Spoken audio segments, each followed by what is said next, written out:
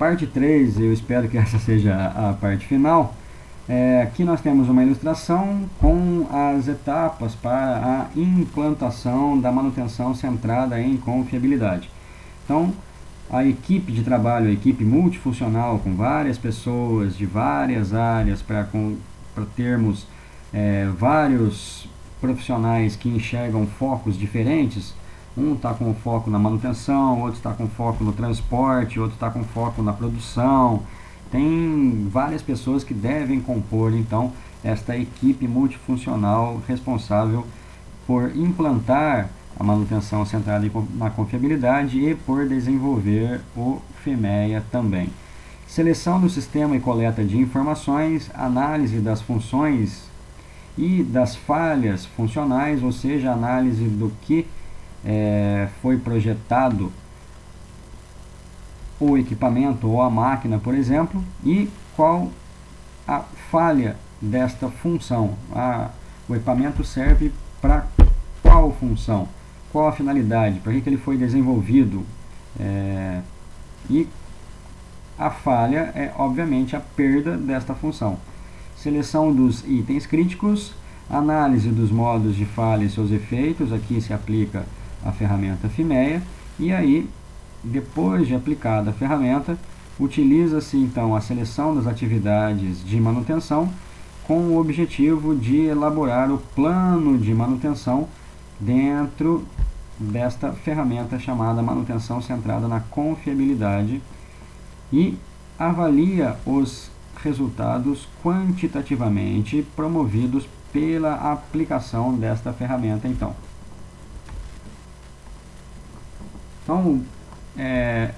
sistema de coleta de informações, é útil ter este banco de dados justamente para definir uma base que pode ser utilizado desde que se tenha que analisar um sistema, um equipamento, um componente, e aí todas as informações inseridas nessa base de dados e atualizada são úteis dentro de uma análise do FIMEA, porque visa elaborar uma base que forneça dados úteis dentro da análise dos modos de falha, dos efeitos, das funções, dos requisitos de cada projeto, de cada processo, de cada produto, de cada equipamento, de cada máquina. E o banco de dados irá permitir estudos formais de confiabilidade, ou seja, eu posso utilizar esse banco de dados para poder fazer trabalhos Seis Sigmas, por exemplo. Se eu fizer trabalhos de melhoria contínua, eu vou estar sempre aumentando a confiabilidade, porém, para que eu possa gerenciar a estrutura de manutenção, eu preciso levantar dados e ter um banco de dados para que sejam conduzidos estudos para se estimar a taxa de falha e priorizar quais algumas ações são mais necessárias em alguns componentes que são mais críticos em função da intensidade de ocorrência das falhas, e esses estudos servem para dimensionar as atividades e planejar as atividades de manutenção. Então, basicamente, os critérios que são utilizados para avaliar a criticidade dos equipamentos são: apresenta algum risco pessoal, ambiental, danos, afeta a produção ou afeta a qualidade? É vital, o equipamento é vital, a máquina é vital, é única. Nós temos outra máquina igual, outro equipamento igual. A ocupação do equipamento é integral, esse equipamento é usado 100% do tempo. O tempo ou custo de reparo é elevado, quanto que custa cada peça deles? É difícil o acesso, tem histórico de falhas elevado, é um ativo de complexidade técnica elevada. Ou seja, estes são critérios usados para se definir se um equipamento é crítico ou não, definir a criticidade dos equipamentos. fazer uma classificação dos equipamentos em relação à criticidade. E aí, aqui mostra, por exemplo, uma documentação interna da GM, onde mostra como se deve encarar a prioridade dentro do impacto que isso tem no sistema e definir uma estratégia e peças para reposição. Então, por exemplo, tem uma classificação entre prioridades A0, A1, A2, B1, B2 até B30, B31 até B60, ou seja, são prioridades. A, obviamente, é mais prioridade do que a B. A0 é, obviamente, prioritária em relação a A1. A1 é prioritária em relação a A2 e por aí vai. Isso significa que define-se uma estratégia baseada nesta classificação do impacto ao sistema e as estratégias de ter ou não peça de reposição de acordo com o histórico de falhas, de acordo com o plano de manutenção, de acordo com a preventiva, de acordo com a preditiva, levantando-se informações e o monitoramento de alguns componentes, por exemplo. Então aqui é uma documentação interna da GM que mostra, por exemplo, A0, o sistema classificado como A0 na planilha de criticidade e priorização será potencial candidato à aplicação da manutenção centrada em confiabilidade, pois esta classificação denota um alto risco para pessoas, ambientes e danos gravíssimos. Então, eu vou classificar aqui as minhas atividades e vou então aplicar a manutenção centrada na confiabilidade de acordo com isso na GM, de acordo com essa classificação, porque a classificação A0, por exemplo, denota um risco para as pessoas, para o meio ambiente e danos gravíssimos. Então, é a prioridade máxima, por exemplo.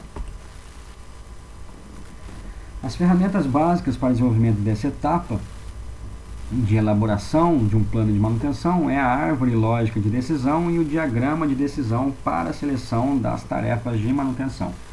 Então, está aqui a árvore lógica de decisão, ilustrada na figura, vai permitir classificar cada modo de falha em 4 categorias: relacionado com a segurança, relacionado com a integridade ambiental, segurança, integridade ambiental, relacionados com problemas operacionais e com perdas econômicas. Então a falha é percebida pelos operadores em condições normais, ou seja, se um componente falhar, um sistema falhar, um conjunto falhar, a falha vai ser percebida, ou seja, o efeito é evidente ou é oculto. Se for evidente ou oculto, ele vai ganhar sim ou não. Problemas de segurança, sim ou não. Problemas de integridade ambiental, sim ou não. Afeta a continuidade operacional, parada parcial ou total, ou seja, se eu vou parar ou não vou parar de acordo com as respostas da falha ser evidente ou a falha oculta. E se o impacto com a segurança ambiental e operacional relacionado, obviamente, também economicamente, se isso impacta diretamente a função de acordo com este diagrama chamado análise da árvore lógica de decisão. Aqui nós temos um diagrama de decisão para a seleção de tarefas. O diagrama de decisão é utilizado para especificar as tarefas de manutenção aplicáveis e efetiva. Para cada tipo de efeito de falha determinado no FIMEA, é possível estabelecer o tipo de manutenção seguindo o diagrama de decisão: manutenção preventiva, preditiva, detectiva e a engenharia de manutenção. Quando nós temos relação de idade versus confiabilidade, para esta falha é conhecida, a relação é conhecida, se a relação idade e confiabilidade da falha for conhecida, eu faço uma manutenção preventiva. Se eu não conheço a relação entre idade e confiabilidade, eu vou fazer um monitoramento desta condição. Então, monitoramento dessa condição é possível? Se sim, eu vou fazer uma manutenção preditiva. Se não, eu vou verificar se a falha é oculta. Se a falha for oculta, eu vou tomar uma atitude. Se a falha não for oculta, eu vou utilizar a manutenção detectiva. Se a falha for oculta, eu vou utilizar a manutenção centrada em confiabilidade ou a engenharia da manutenção para que eu possa reprojetar ou modificar esse sistema, fazendo então melhorias contínuas no equipamento. Caso eu não consiga modificar ou reprojetar, eu vou fazer uma manutenção corretiva. Então, o plano de manutenção deve contemplar como a falha pode ser prevenida, o tipo de manutenção a ser adotada, a descrição das tarefas, a frequência determinada para cada plano e o responsável para cada tarefa conforme o formulário de decisões de manutenção preventiva. Então, o plano de manutenção deve ter como que pode falhar, como que a falha pode ser prevenida, qual o tipo de manutenção a ser utilizada em cada prevenção desta falha, a descrição da tarefa de manutenção, a frequência que tem que ser realizada essa tarefa de manutenção e o responsável por cada tarefa, mecânico, eletricista e por aí vai. Então aqui basicamente é um formulário onde são descritos então a função, o modo de falha, o risco, a classificação do efeito, o tipo de manutenção, o plano de manutenção proposto em relação a quem vai fazer, com qual frequência, qual atividade, justificativa dessa atividade, ou seja, por que está sendo proposto esse plano, e aí quase aqui uma aplicação do FEMEA. Então aqui a gente vê uma planilha para classificação e priorização dos equipamentos utilizados lá na GM. Então aqui ambientes, produção ou qualidade, e aqui os fatores de impacto para cada uma destas características aqui. Aqui a descrição dos equipamentos, por exemplo, o número deles, o status, se está operando ou se está inoperante, e aqui A0, A1, A2, e aqui 1, 2 e por aí vai, as notas que avaliam os riscos e os impactos de cada um desses equipamentos. Aqui basicamente é uma descrição das funções. O conjunto tem essa função e pode falhar desse jeito. Por exemplo, o motorredutor de elevação tem a função de movimentar as unidades para baixo e para cima, e ele pode falhar de que jeito? Transportador não trocar altura nas necessidades do processo. Então aqui cada conjunto tem a sua função primária e a sua falha. Por exemplo, uma roda lateral vai rodar o transportador. Qual a falha dela? Não rodar o transportador. É simples assim. Sensor anti-colisão. Detectar colisão, não detectar a colisão. Falhou. Esta é a determinação da falha. Ou seja, qual é a função? A função detectar colisão. Qual que é a falha da função? Não detectar a colisão. Simples assim. Turma, eu vou finalizar esse vídeo aqui e vou fazer, infelizmente, mais um para explicar o restante da matéria.